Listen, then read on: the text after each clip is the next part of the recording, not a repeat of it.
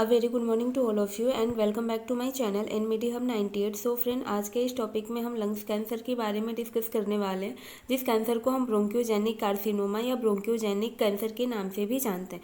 सो इसके previous video में मैंने आपको ओरल कैंसर के बारे में बताया था, तो अगर आपने उस वीडियो को अभी तक नहीं देखा है तो इस वीडियो के डिस्क्रिप्शन में मैं उस वीडियो का लिंक दे दूँगी, आप वहाँ से भी वीडियो को देख सकते हो। तो चलिए अपना टॉपिक स्टार्ट करते हैं। सबसे पहले हम लंग्स कैंसर के डेफिनेशन के बारे में पढ़ेंगे। तो डेफिनेशन में क्या बताया गया है कि cancer arising in the epithelium of air passages which is characterized by uncontrolled cell growth in the tissue of lungs. यानी लंग्स के एयर पासेज यानी कि जो ब्रोंकाई होती है, ठीक है, ब्रोंकाई के इपिथेलियल सेल एंड टिश्यूज में अनकंट्रोल्ड सेलुलर ग्रोथ या डेवलपमेंट होना ही लंग्स कैंसर कहलाता है। या normally we can say uncontrolled growth of epithelial cell is also known as lungs cancer. यानी कि इपिथेलियल सेल का एबनॉर्मली वे में या अनकंट्रोल्ड ग्रोथ एंड डेवलपमेंट होना ही लंग्स कैंसर कहलाता है। जैसा कि आप यहाँ फिगर में भी देख सकते हो कि जो एयर पासेज है, एयर पासेज यानी कि जहाँ से ऑक्सीजन लंग्स के अंदर इंटर करता है, ठीक है, तो वहाँ की जो ब्रोंकाई होती है उसमें बहुत ही ज़्यादा एबनॉर्मल वे में या एक्स्ट्रा या अनकंट्रोल सेलुलर ग्रोथ होना ही क्या कहलाता है, लंग्स कैंसर कहलाता है, जैसा कि आपको यहाँ फिगर में भी दिखाया गया। ओके, नेक्स्ट पढ़ेंगे इसके बाद हम रिस्क फैक्टर्स के बारे में। रिस्क फैक्टर में फर्स्ट क्या है, सिगरेट स्मोकिंग। यानी कि पर्सन बहुत ज़्यादा एक्सेस अमाउंट में सिगरेट स्मोकिंग कर रहा है तो उसकी वजह से भी क्या होगा कि फ्यूचर में या उसको चांसेस बने रहते हैं लंग्स कैंसर होने के, ठीक है। नेक्स्ट वन है इसके बाद prior history of lungs cancer, ठीक है, यानी कि प्रीवियस हिस्ट्री रही होगी उस पर्सन के अंदर लंग्स कैंसर की, तो इन फ्यूचर भी चांसेस बने रहते हैं कि उसे लंग्स कैंसर हो सकता है। ओके, नेक्स्ट वन है इसके बाद सीओपीडी यानी कि क्रॉनिक ऑब्स्ट्रक्टिव पल्मोनरी डिजीज, ठीक है। सीओपीडी क्या है, COPD is a group of lungs disease जिसमें कि एयर फ्लो ब्लॉकेज या ब्रीथिंग रिलेटेड प्रॉब्लम इराइज होने के चांसेस बने रहते हैं, जिसकी वजह से भी फ्यूचर में चांसेस रहते हैं कि उस पर्सन को लंग्स कैंसर हो सकता है, ठीक है। यानी सीओपीडी जैसी डिजीज अगर किसी भी व्यक्ति के अंदर है तो उसकी वजह से चांसेस रहते हैं कि उस पर्सन को इन फ्यूचर लंग्स कैंसर इराइज हो सकता है।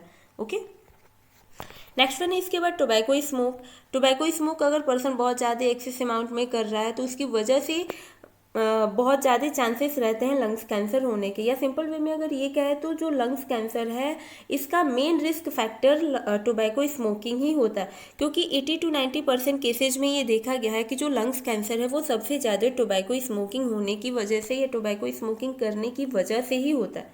ओके, नेक्स्ट वन है इसके बाद ट्यूबरकुलोसिस यानी कि ट्यूबरकुलोसिस जैसी डिजीज यानी टीबी जैसी बीमारी अगर किसी भी व्यक्ति के अंदर है तो फ्यूचर में इसके कॉम्प्लिकेशंस के रूप में या रिस्क फैक्टर के रूप में देखा गया है कि उस पर्सन को लंग्स कैंसर होता है, क्योंकि ट्यूबरकुलोसिस के दौरान जो लंग्स है वो सबसे ज़्यादा अफेक्टेड होता है। अगर लंग्स अफेक्टेड हो रहा है तो चांसेस बने रहते हैं लंग्स कैंसर होने के।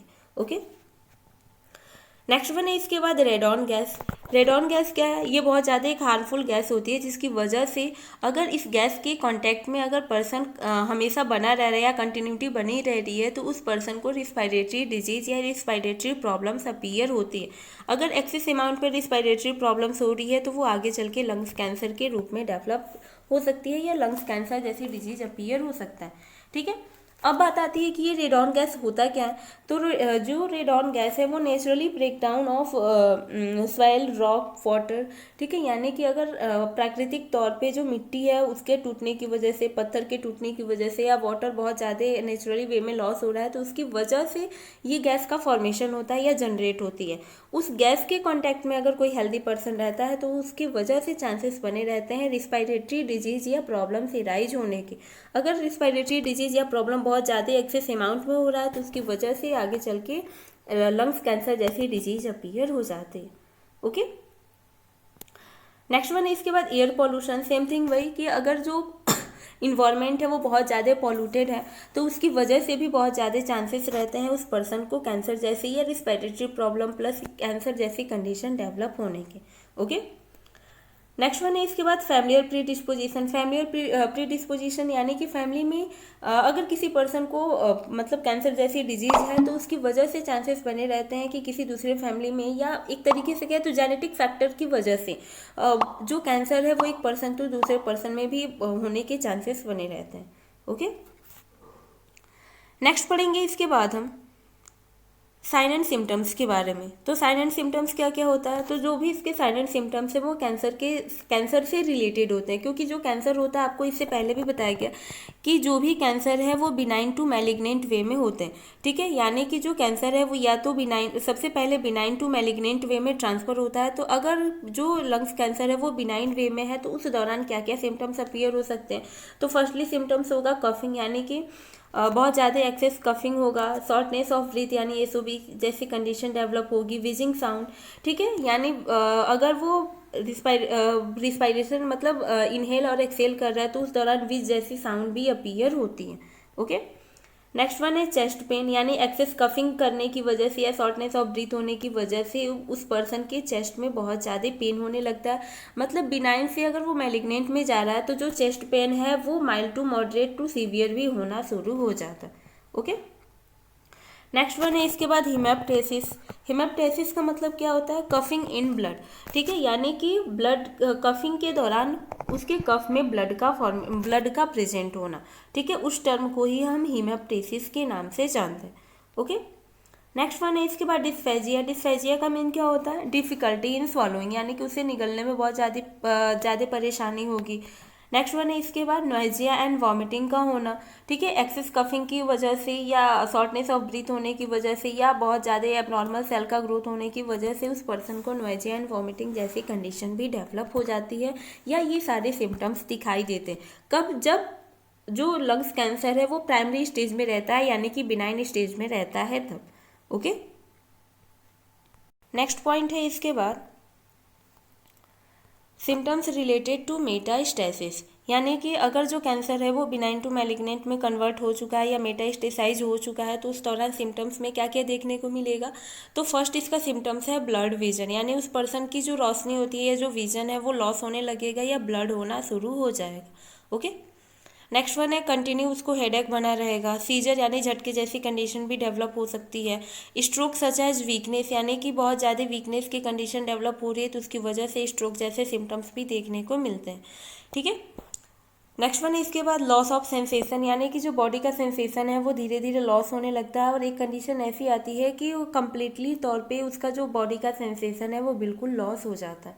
ओके, नेक्स्ट है इसके बाद non specific symptoms. Non specific symptoms like weight loss का होना, फैटिक, डिप्रेशन एंड मूड चेंजेस, इस टाइप के सिम्टम्स भी देखने को मिलते हैं। ओके, नेक्स्ट पढ़ेंगे इसके बाद हम डायग्नोसिस के बारे में। डायग्नोसिस यानी कि लंग्स कैंसर के दौरान कौन कौन सी जांच करवाई जाती है, किस तरीके से लंग्स कैंसर को हम डायग्नोज कर सकते हैं। जिसमें फर्स्ट पॉइंट है चेस्ट एक्सरे। चेस्ट एक्सरे किस लिए करेंगे, लंग्स एब्सेस को फाइंड आउट करने के लिए, यानी कि लंग्स में अगर बहुत ज़्यादा एब्सेस का फॉर्मेशन हो गया या फ्लूइड का एक्युमुलेशन हो रहा है, ठीक है, या एयर का एक्युमुलेशन हुआ है तो उस चीज़ को विजुअलाइज करने के लिए या आइडेंटिफाई करने के लिए चेस्ट एक्सरे किया जाता है।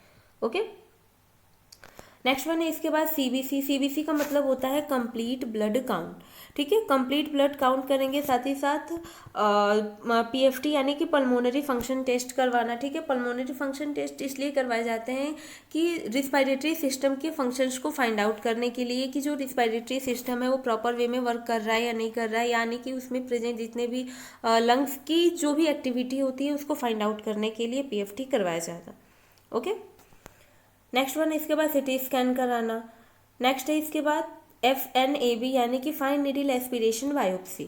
ठीक है, फाइन नीडल एस्पिरेशन बायोप्सी हम किस लिए करते हैं, तो ये एक तरीके से मतलब एग्जामिनेशन पर्पज से किया जाता है, जिसमें कि एक थिन नीडल को लंग्स के अंदर इंसर्ट करके और जो फ्लूइड है उसको एक सैम्पलिंग के तौर पे बाहर निकाल के उसका एग्जामिनेशन करवाया जाता है कि किस तरीके की प्रॉब्लम लंग्स के अंदर इराइज हो रही है या वो कैंसर की वजह से हो रहा है। ठीक है, नेक्स्ट वन है इसके बाद थोरासिंथेसिस। थोरासिंथेसिस क्या है, ये भी एक तरीके का प्रोसीजर ही होता है जिसमें कि मतलब कि जो लंग्स के अंदर प्रेजेंट फ्लू मतलब एक्सेस फ्लूइड का एक्युमुलेशन हुआ है या एयर का एक्युमुलेशन हुआ है तो उसे रिमूव आउट करने के लिए थोरासिंथेसिस जैसी प्रोसीजर को अप्लाई किया जाता है, या डायग्नोस्टिक पर्पज से भी हम थोरासिंथेसिस का यूज़ करते हैं।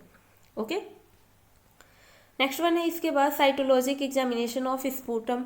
ठीक है, स्पूटम का साइटोलॉजिक एग्जामिनेशन करना मीन्स जो स्पूटम है उसको एक सैम्पलिंग तौर पे यूज़ करके उसमें प्रेजेंट जितने भी सेल एंड टिश्यूज है उसका प्रॉपरली डायग्नोसिस किया जाता है कि उसमें किस तरीके की कोई इन्फेक्शन तो नहीं है या किस तरीके की उसमें कैंसरस सेल प्रेजेंट है, इसलिए साइटोलॉजिक एग्जामिनेशन किया जाता है स्पूटम का। ओके, नेक्स्ट पॉइंट है इसके बाद ब्रोंकोस्कोपी। ब्रोंकोस्कोपी का मतलब क्या होता है? स्कोपी का मतलब होता है विजुअलाइजेशन। ब्रोंको यानी कि ब्रोंकाई मीन्स एयरवे। ठीक है, यानी visualization of the airway is also known as bronchoscopy. Means जो एयर पासेज है, जो एयरवे है, उसको प्रॉपरली विजुअलाइज करना ही क्या कहलाता है? ब्रोंकोस्कोपी कहलाता है, जिसका यूज भी हम डायग्नोस्टिक पर्पज से करते हैं। ओके, नेक्स्ट पढ़ेंगे इसके बाद हम मैनेजमेंट, यानी लंग्स कैंसर का क्या क्या मैनेजमेंट किया जाता है। तो जो लंग्स कैंसर है इसके मेनली 3 मैनेजमेंट होते हैं, यानी 3 ट्रीटमेंट वे होते हैं। जैसे फर्स्ट है surgical treatment, second one radiation therapy, third one chemotherapy and last one immunotherapy, जिसमें हम पहले पढ़ेंगे सर्जिकल ट्रीटमेंट या सर्जिकल मैनेजमेंट के बारे में। ठीक है, तो सर्जिकल मैनेजमेंट में फर्स्ट है लोबेक्टोमी। लोबेक्टोमी का मतलब क्या होता है? Removal of the one lobe. ठीक है, जैसे कि जो लंग्स होते हैं उसमें अलग अलग टाइप के लोब होते हैं, यानी राइट में अलग, लेफ्ट में अलग। ठीक है, जैसे सपोज डैट यहाँ मैं फिगर के थ्रू आपको बता दे रही हूँ कि जो लंग्स होते हैं, जैसे ये राइट लंग्स हो गया और ये लेफ्ट लंग हो गया। तो जो राइट लंग होता है इसमें फर्स्ट जो लोब्स होते हैं, जैसे ये सुपीरियर लोब, मिडिल वन हो गया middle lobe and last one हो गया इन्फीरियर लोब। वैसे ही लेफ्ट लंग्स में भी होता है। लेफ्ट लंग जो होता है उसमें ओनली 2 लोब्स होते हैं, जैसे सुपीरियर लोब और एक होता है इन्फीरियर लोब। राइट में 3 लोब होंगे, सुपीरियर, मिडिल एंड इन्फीरियर। ठीक है, तो अगर लोबेक्टोमी किया जा रहा है तो जो लोब अफेक्टेड रहेगा, चाहे वो राइट साइड का हो चाहे वो लेफ्ट साइड का हो, उस लोब को ही सर्जिकली रिमूव आउट किया जाता है, जिस टर्म को ही हम लोबेक्टोमी कहते हैं। ठीक है, यहाँ का जो एरिया है उसको हम ट्रैकिया के नाम से जानते हैं। ठीक है, नेक्स्ट सेकेंड सर्जरी का नाम है न्यूमोएक्टोमी। न्यूमोएक्टोमी का मतलब removal of an entire lungs. ठीक है, यानी कि जो लंग्स है वो प्रॉपरली दोनों right and left lung affected हो चुके हैं, तो उन पूरे दोनों लंग्स को ही रिमूव आउट कर देना ही क्या कहलाता है? न्यूमोएक्टोमी कहलाता है। यानी राइट एंड लेफ्ट लंग को रिमूव आउट करना ही न्यूमोएक्टोमी कहलाता है।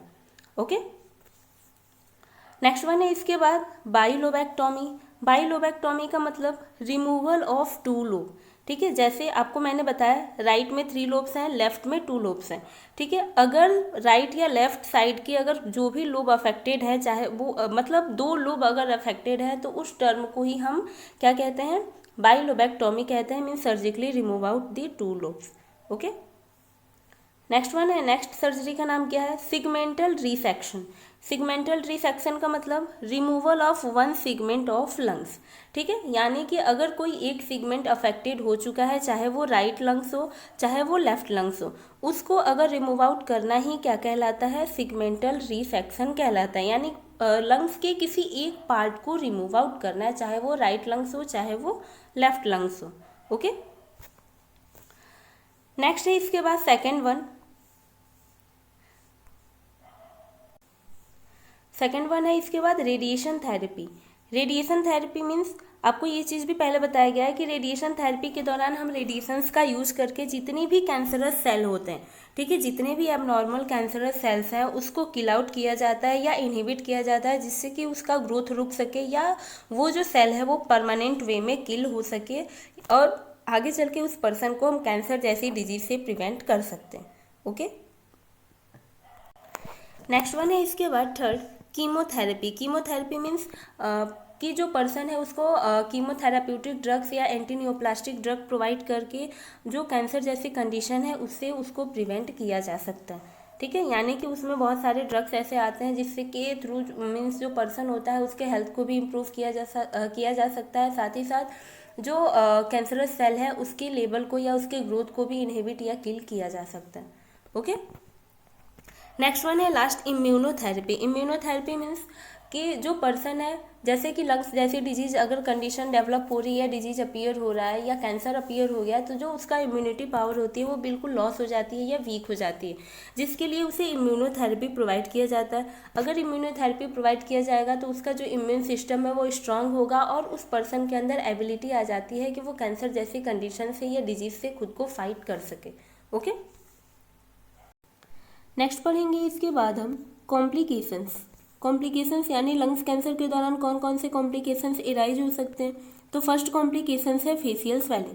ठीक है, फेशियल स्वेलिंग क्यों होता है? तो जो लंग्स कैंसर है अगर वो राइट लंग्स में राइज हुआ है, जो कैंसर है वो राइट लंग्स में राइज हुआ है, तो उसकी वजह से हार्ट का जो सुपीरियर वेना कावा होता है, ठीक है, सुपीरियर वेना कावा पे प्रेशर पड़ने की वजह से जो ब्लड है वो प्रॉपरली अपर बॉडी में नहीं पहुंच पाता। ठीक है, यानी जो सुपीरियर वेना कावा, इसका काम क्या होता है कि जो ब्लड है उसको अपर बॉडी पे लेके जाना या अपर लिम्ब में ट्रांसफ़र करना। तो अगर इसके ऊपर ही प्रेशर पड़ेगा तो जो ब्लड है वो प्रॉपरली अपर लिम्ब में ट्रांसफ़र नहीं हो पाएगा। अगर अपर लिम्ब में जो ब्लड है वो ट्रांसफ़र नहीं हो पा रहा है तो उसकी वजह से आर्म में, नेक में एंड साथ ही साथ जो हैंड है और फेस है, ठीक है, फेस में स्वेलिंग होना अपीयर हो जाता है। इस टर्म को एक मेडिकल टर्म भी दिया गया है जिसको कि हम सुपीरियर वेना कावा सिंड्रोम के नाम से जानते हैं, यानी एक डिजीज के नाम से भी जाना जाता है। ठीक है, नेक्स्ट वन है इसके बाद इन्फेक्शन एराइज होना। इन्फेक्शन क्यों होगा? इन्फेक्शन जैसे कि अगर कोई डायग्नोस्टिक प्रोसीजर अप्लाई किया गया है तो उस प्रोसीजर की वजह से भी चांसेस रहते हैं इन्फेक्शन होने के, या ट्यूबरकुलोसिस जैसी कंडीशन भी, या सिम्टम्स के तौर पे या कॉम्प्लिकेशंस के तौर पे भी इन्फेक्शन अपीयर हो सकता है। ओके, नेक्स्ट पॉइंट है इसके बाद हाइपर कैल्सीमिया। हाइपर कैल्सीमिया यानी कि समटाइम जो लंग्स कैंसर अगर पर्सन को हुआ है तो उसकी वजह से ब्लड में जो कैल्शियम का लेवल है वो इंक्रीज कर जाता है। अगर ब्लड में कैल्शियम का लेवल इंक्रीज कर रहा है तो उस टर्म को ही हम हाइपर कैल्सीमिया के नाम से जानते हैं।